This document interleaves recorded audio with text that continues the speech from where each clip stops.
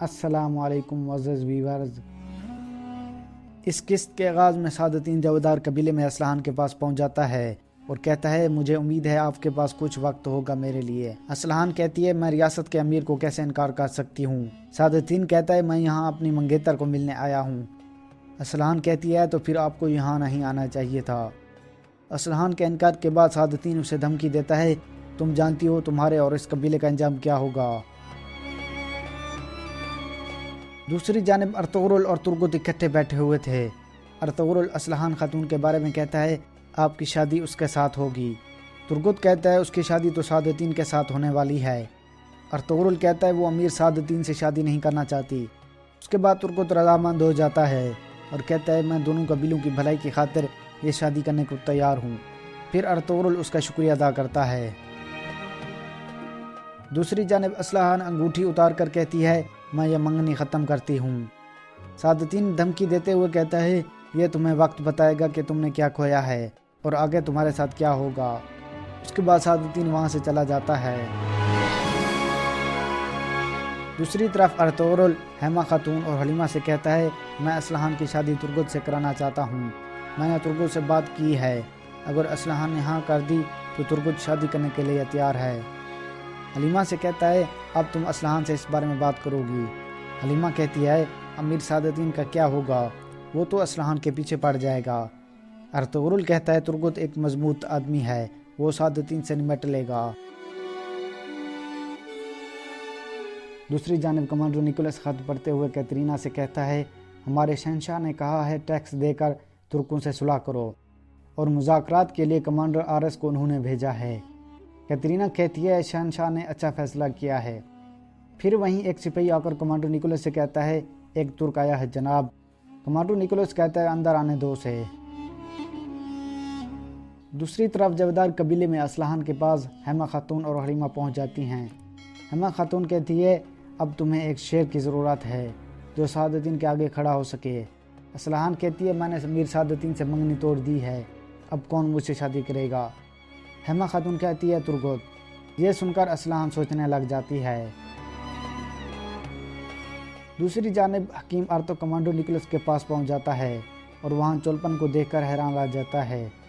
چولپن کہتی ہے ارتو صاحب کیا چاہیے آپ کو۔ ارتو کہتا ہے میں یہاں آپ سے نہیں بلکہ کمانڈر سے ملنے آیا ہوں۔ چولپن کہتی ہے اب میرا نام کیترینا ہے، آپ کی بات ہم دونوں سنیں گے۔ پھر ارتو کہتا ہے ہمارے سلطان نے کہا ہے یہ قلعہ ہمارے حوالے کر دیں، آپ کے سپاہیوں کو بحفاظت یہاں سے جانے دیا جائے گا، ورنہ آپ میں سے ہر ایک کو ختم کر دیا جائے گا۔ یہ سن کر کمانڈر نیکولس مسکرانے لگ جاتا ہے۔ دوسری جانب سلطان کے پاس عزیز پہنچ کر کہتا ہے کونیا سے ایک اہم خبر آئی ہے سلطان، ایوبیوں کی فوج ہماری سرحد کی طرف بڑھ رہی ہے۔ یہ سن کر سلطان کھڑا ہو جاتا ہے اور کہتا ہے یہ منگولوں کا فائدہ اٹھا کر ہماری سلطنت کو ٹکڑے ٹکڑے کرنا چاہتے ہیں، فوراً ارطغرل اور امیر سعادتین کو بلاؤ۔ دوسری جانب کمانڈر نیکولس کہتا ہے ہم مذاکرات کے لیے تیار ہیں، ہمارے شہنشاہ نے گورنر آرس کو بھیجا ہے۔ حکیم ارتک کہتا ہے یہ فیصلہ ہمارے سلطان کریں گے کہ وہ معاہدہ کرنے چاہتے ہیں یا نہیں۔ یہ کہہ کر حکیم ارتک وہاں سے چلا جاتا ہے۔ دوسری طرف اسلحان کہتی ہے میں نے امیر سعادتین سے منگنی اس لیے توڑی ہے، میں اپنا قبیلہ نہیں چھوڑ سکتی، کیا ترگت میرے قبیلے میں آ کر رہے گا؟ حیمہ خاتون کہتی ہے ارطغرل نے اس سے بات کر لی ہے۔ پھر اسلحان ترگت سے شادی کے لیے رضامند ہو جاتی ہے۔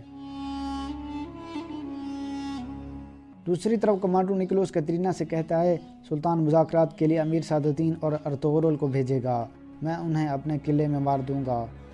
پھر ایک سپاہی آ کر کہتا ہے جناب کمانڈر آرس قلعے پہنچ چکے ہیں۔ یہ سن کر دونوں بحر کی طرف چلے جاتے ہیں۔ دوسری جانب عبد الرحمن ارطغرل کے پاس پہنچ کر کہتا ہے حیمہ خاتون کی طرف سے ایک پیغام آیا ہے، وہ کہہ رہی ہیں کہ سب ٹھیک ہے، اب رات کو ان کے پاس جا سکتے ہیں۔ پھر بامسی ارطغرل سے پوچھتا ہے بھائی کیا بات ہے، کیا کوئی شادی کر رہا ہے؟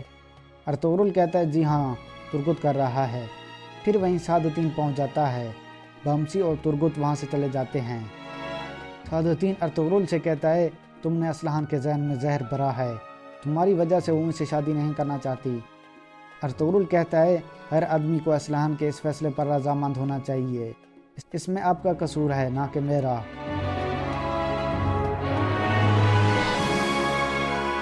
بامسی ترکت سے پوچھتا ہے بھائی کون ہے وہ عورت؟ ترکت کہتا ہے اسلحان۔ ارطغرل بھائی کی خواہش ہے میری شادی اسلحان سے ہو۔ اسلحان نے سعادتین سے منگنی توڑ دی ہے۔ یہ سن کر بامسی خوش ہو جاتا ہے اور کہتا ہے چلیں بھائی ہم آپ کو تیار کرواتے ہیں، شام کو اسلحان کے گھر چلیں گے۔ دوسری جانب امیر سعادتین اور ارطغرل سلطان کے پاس پہنچ جاتے ہیں۔ سلطان کہتے ہیں کونیا سے ایک بری خبر آئی ہے، ایوبی فوج ہماری سرحدوں کی طرف بڑھ رہی ہے۔ ارطغرل کہتا ہے اس واقعے سے منگول فائدہ اٹھائیں گے۔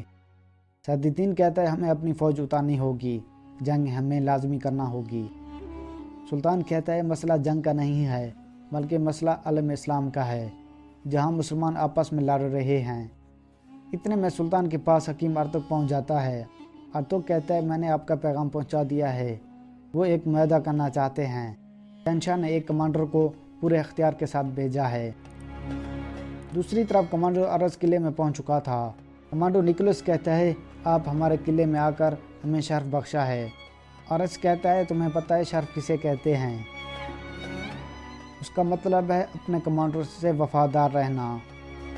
کمانڈر ارس گھوڑے سے اتر آتا ہے۔ اس کے بعد کمانڈر ارس نکولس کو گردن دبا کر مار دیتا ہے۔ پھر وہ سپاہیوں سے کہتا ہے اس منحوس کی لاش قلعے سے باہر لے جاؤ۔ اس کے بعد وہ کترینہ سے کہتا ہے کیا آپ کترینہ ہو؟ کترینہ کہتی ہے جی ہاں۔ ارس اس کے آگے جھک کر کہتا ہے میرے ساتھ آئیں، ہمیں کچھ بات کرنا ہوگی۔ یہ کہہ کر وہ وہاں سے چلا جاتا ہے اور یہاں قسط ختم ہو جاتی ہے۔